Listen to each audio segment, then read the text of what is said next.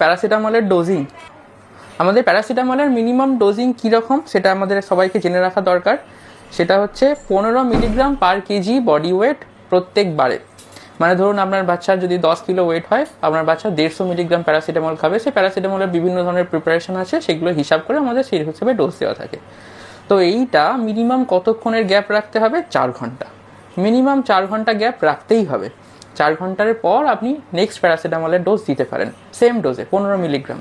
এবার কতবার সারাদিনে দিতে পারেন? মোটামুটি সারাদিনে এই ডোজে 5 বার, অর্থাৎ ডেইলি রেকমেন্ডেড ডোজ হচ্ছে 75 milligram per KG per day. এটা ম্যাক্সিমাম রেকমেন্ডেড ডোজ। এবার প্যারাসিটামল যদি বেশি খাইয়ে ফেলি আমরা, তাহলে কি সমস্যা হতে পারে? তাহলে সমস্যা হতে পারে লিভারের সমস্যা। সেই টক্সিক ডোজটা কত? 75টা রাখা হয় একটা কাট অফ হিসাবে, যাতে আমরা না পৌঁছাই। কিন্তু 75-এর ডাবল অর্থাৎ 150 milligram per KG per day যদি হয়ে যায়, তাহলে সেক্ষেত্রে আমাদের লিভারের ইম্পেয়ারমেন্ট শুরু হয়, হেপাটোটক্সিসিটি শুরু হয়। অনেকটা একটা মানে সেফ লেভেল রেখেই বাচ্চাদের প্যারাসিটামল দেওয়া হয়। তবে প্যারাসিটামল খাওয়ানো নিয়ে হুড়োহুড়ি না করাই ভালো।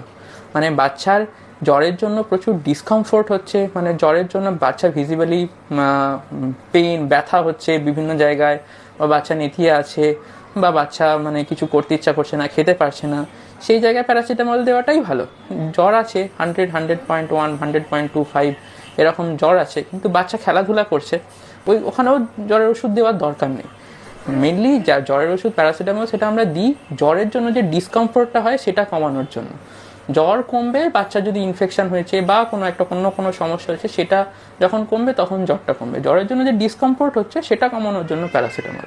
তাহলে ডোজিং সম্বন্ধে একটা আইডিয়া থাকলো যে মিনিমাম 4 ঘন্টা, ম্যাক্সিমাম সারাদিনে 5 বার। প্যারাসিটামল যদি বেশি কখনো খাইয়ে ফেলি, তাহলে আমরা অ্যাটলিস্ট 7 থেকে 8 ঘন্টার একটা গ্যাপ দেবো। ঠিক আছে?